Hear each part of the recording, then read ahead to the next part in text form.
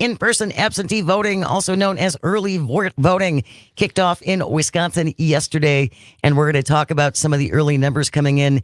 So happy to have her join us for the first time on Matenaer on Air. Lieutenant Governor Sara Rodriguez. Good morning, Lieutenant Governor. How are you? Good morning. Thanks so much for having me.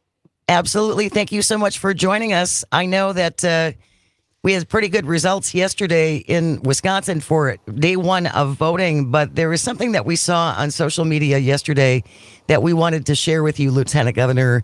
We have a clip from a woman in Tennessee, and she got so emotional seeing the turnout at her local polling place. Calvin, let's play that clip, please. Tennessee is voting early. Yo, this parking lot is packed. I had to drive around 3 times to get a parking spot, and the lines were all the way around in the library. And I asked the woman when I got there, I was like, is this what it's been like every day? Like, this is like the 6th day of early voting. And she said, oh my God, yes, it's been 7 a.m. There are just lines around the building. People are just in here voting. Deep breath. It's the first time I have felt hopeful in this state in a very long time. And regardless of who they're voting for, I'm just proud that the state has finally showed up and voting. A word to the wise, go early vote. It frees up resources to the candidates. Once you've voted, you'll stop getting text messages and emails and phone calls about who you're going to vote for. That's the number one thing. And then they can spend that money on people who haven't voted or undecided voters. We're going to put this clip in our show notes so people can watch the whole thing because it's absolutely worth it. I watched it 5 times yesterday and I cried through the whole thing because she is obviously just genuinely so happy to see people getting engaged. And I'm wondering, Lieutenant Governor, if that's what you're seeing as well. Absolutely. We broke records yesterday in terms of early voting. We've seen record-breaking turnout across the state of Wisconsin, and you're seeing that across many different states with early voting. And that makes me very excited in terms of people participating in the civic process, being able to make their voices heard. This is the way that we can have a say in what our future looks like, is to be able to vote. And I certainly have already sent in my ballot. My mother has, my husband has. Unfortunately, my son turns 18 November 20th. So he's not, I know, he's not quite able to vote in this election, but he's a senior in high school, and I have been bugging every single one of his friends to register to vote and to vote early. That's fantastic. Oh, so close. Like missing out by this much. Some of the early numbers I saw, local clerks reporting at least 94,736 votes cast yesterday compared to the first day of early spring voting in 22, when clerks reported 33,000. In 2020, it was 79,000. So this is an impressive number.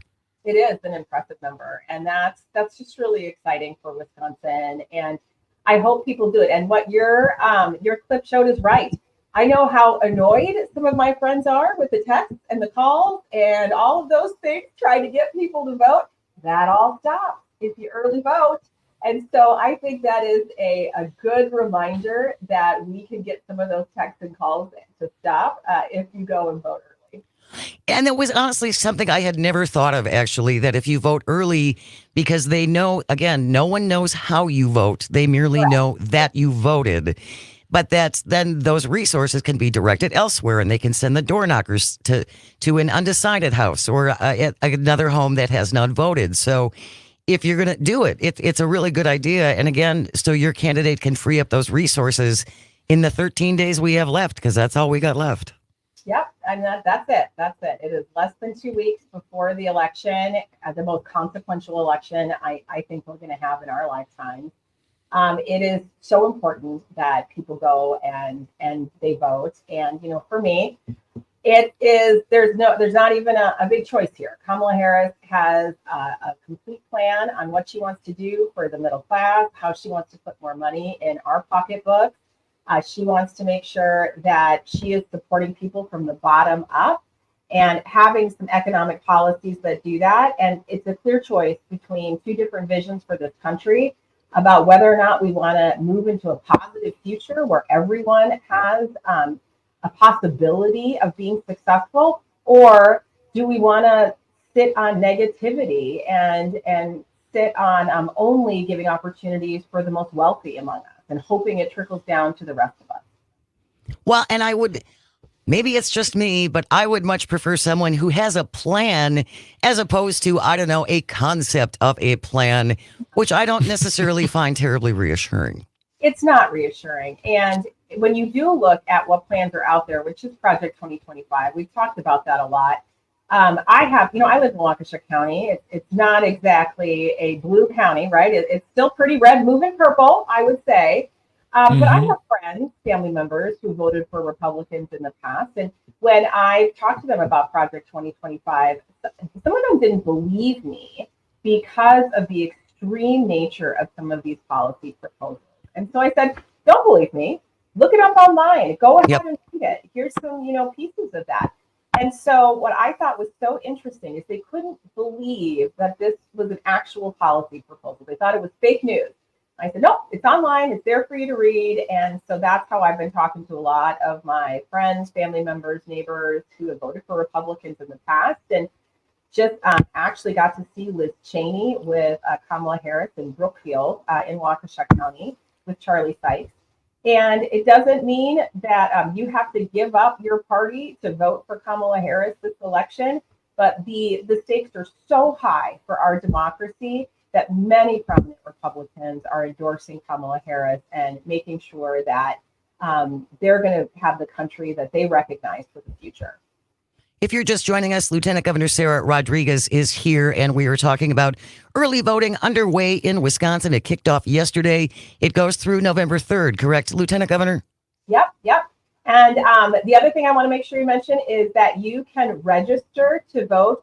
If you decide to vote on the same day of voting, you can register that day. So don't feel like if you missed the early voting period and you were unable to register that you can't vote. You can register to vote the same day on election day. What was the mood like at the Sharon Lynn Wilson Center when VP Harris and former Republican Congresswoman Liz Cheney were there? I watched the hour. I thought it was really fascinating. It was great. I mean, there were some supporters there who had already made up their minds, and then I personally invited several friends to come. Who had traditionally voted for Republicans in the past, but don't want to vote for Donald Trump, but are struggling to be able to make an affirmative vote for Kamala Harris. So I invited some of those there, and they're a little quieter, and so they were listening and hearing about what they had to say, and they were just really appreciative of what Congresswoman Liz Cheney had to say, what Charlie Sykes had to say. These are people who they've admired and listened to for most of their lives, and to be able to get that permission to say, hey, if we want to take our Republican Party back and the party functions best in a two-party system, then we have to vote affirmatively for Kamala Harris to make sure we can restructure our party in the traditional way that Republicans have in the past. And the mood that you saw coming out of the event, because when you talk about Republicans coming to endorse Kamala Harris, I have to imagine that people coming out there just feel a sense of excitement and hope because, they feel like our democracy isn't going to be,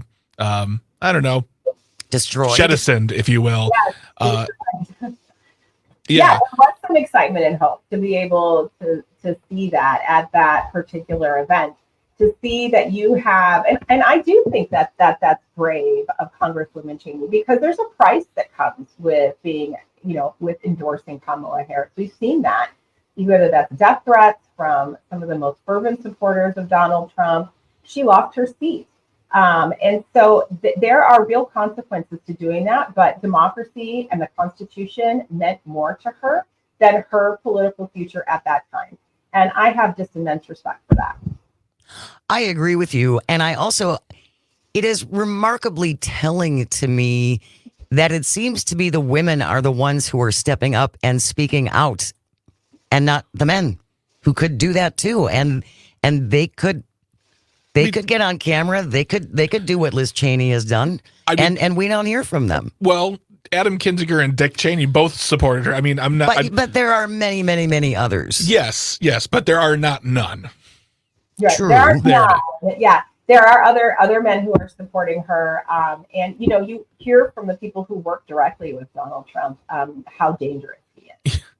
You've just heard this over and over again. And people from his administration, his own vice president, won't endorse him. That's what is really alarming. And that's why we need to absolutely vote early and make sure that your voices are heard and that we can make sure that the U.S. is something we recognize this January, where we're going to have an extraordinarily competent, well-qualified president who has so much empathy for the individuals within the United States, no matter their political persuasion.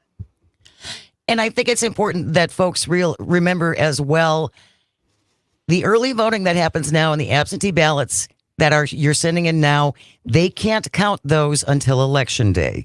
So it's not going to be wrapped up by 10 o'clock at night, on November 5th. It's going to be after midnight. And yes, ballots are going to be coming in late, and it's not a ballot dump. There's nothing nefarious. No. This is how the process works. We could have started counting those ballots earlier. Oops, except that got killed in the Wisconsin Senate. And that leads me to my next thing, Lieutenant Governor, is the importance of all the down ballot races as well. It's not just the two at the top of the ticket. Absolutely. So the governor and I have some work we would like to get done. Work we would like to get done for the citizens of Wisconsin. And when we have such an intransient assembly and a Senate that is not doing what Wisconsinites want, that is so frustrating to everybody when I go across the state. And so we have a real opportunity here, number one, to flip the assembly. That's a possibility this particular election cycle. It's going to be tight, but there is a chance of doing it. Not quite the Senate yet because they run on 4-year cycles, but in 2 cycles, we could flip the Senate and we would be able to get done what Wisconsinites want. I mean, I'm a nurse by background. One of the things that we have been really excited to try to be able to do is to pass Badger Care expansion. And that means that your taxpayer dollars, that has been spent over almost $2 billion over the biennium, billion with a B, by not passing Badger Care expansion. So it's not only the right thing to do, it's the fiscally conservative thing to do. And over 60% of Wisconsinites want us to do that. And almost I believe it was the American Heart Association was talking about this, almost 50% of Republicans want us to do it. So, this is not a partisan issue. We should be able to get this done. And we've been unable to get it done because we've had a supermajority in the Senate of Republicans and almost a supermajority in the Assembly. That is so irritating to hear those kinds of numbers and realize, again, we are so much more in agreement on many things than we are often led to believe. Lieutenant Governor Sara Rodriguez is here. We're going to continue our conversation. Stay with us. You are listening to the Civic Media Radio Network. Good morning. Welcome back to Matenaer on Air. Jane Matenaer, Greg Bach, the Calvinator on the board. Coming to you from our studio at Radio Park in Racine. You can always join us. You can call, you can text. The number is the same, 855-752-4842. Leave a comment if you're watching on the live stream on Facebook, YouTube, and the platform that Elon continues to actively ruin. If you're just joining us, our guest is Lieutenant Governor Sara Rodriguez. Wisconsin kicked off early voting yesterday with some really good results. Lieutenant Governor, was it a smooth rollout for the most part, as far as you're aware? So they had a little bit of trouble with one of the servers here in Wisconsin, but rest assured, every single vote is going to be counted appropriately. We're not worried about that, and it was because of the volume. They were able to increase the space on the server and fix that issue. So they now, I mean, it was a good problem to have in a way, yes, because they had so much volume. But now we know that we need to make sure that our servers can handle it. And if I did see some articles that said, the wait times might be a little bit hefty depending upon where you're casting your ballot. So bring your patience, bring some comfy shoes, Bring a podcast. Bring a podcast, something to listen to while you are waiting in line. It is so heartening. It is just so heartening to see so many people coming out and getting involved in the process. Wisconsin's always had a pretty good voter turnout, but it would be nice to see us beat Minnesota, or, Yeah. just one of the other states, right? I should make a bet with my Lieutenant Governor counterpart over there, Peggy Flynn, and see if we can get the largest percentages. Because Minnesota does really well, too. They do, as far as voter turnout. Before we went to the break, we were talking about the importance of the down-ballot races, and this is something that we've talked about quite a bit. Mm-hmm. The educational portion where they wanted this new literacy program, it's state mandated. And yet the money has been approved and the Joint Finance Committee just is sitting on the money. Yeah, there's so many things like that, whether that's PFAS remediation, whether it's the dollars that go to the Eau Claire area to help with their healthcare systems out there. You've got, I could go on, there's so many of them where the money's been appropriated, the budget's been approved, and the dollars are just being sat on. And that is just so frustrating for people who need it. Like, we've already had this discussion, we've already had the negotiations, we agreed that this is what we wanted to do, release the money, right? So that we can make sure that we can get those dollars to the communities that need it.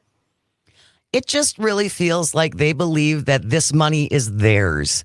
And they know best what to do with this money. That's how I feel. Yeah, I have long stopped trying to get into their heads. But I just know that it's not what the Wisconsinites want, right? They want us to do what's right for the citizenship of Wisconsin, and what's right for the citizens of Wisconsin is to release the dollars that we've already negotiated on to be able to help the community. And I don't think a vast majority of Wisconsinites want complete Democratic control either. That isn't necessarily healthy for democracy either.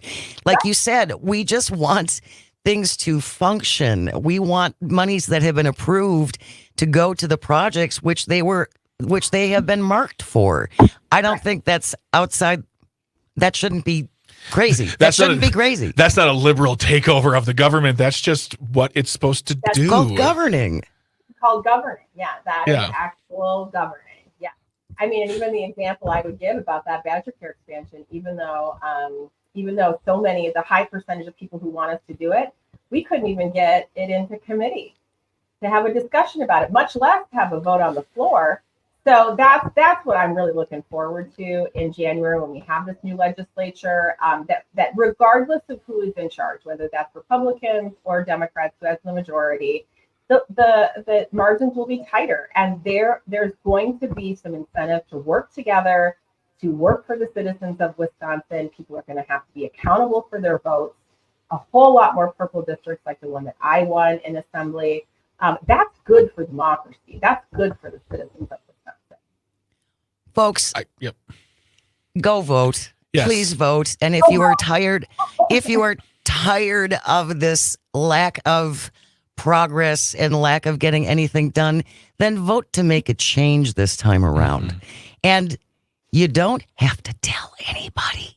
Nope. You don't have to tell anybody how you vote. I think there are more silent voters, Lieutenant Governor, than we're aware of. Mm-hmm. Just because they're not the ones with the yard signs and the T-shirts and the hats and all that stuff.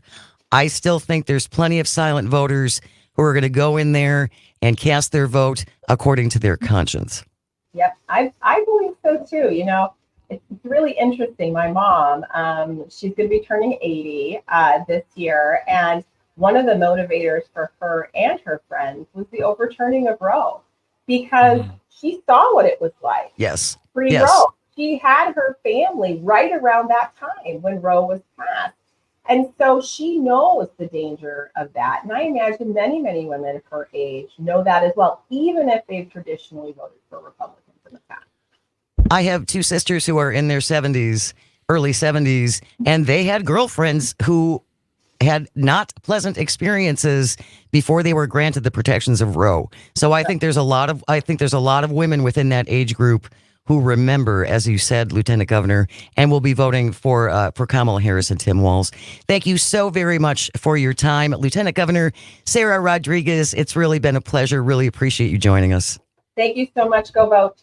Go vote. Go Go vote. vote. Do it. Do it. Do it.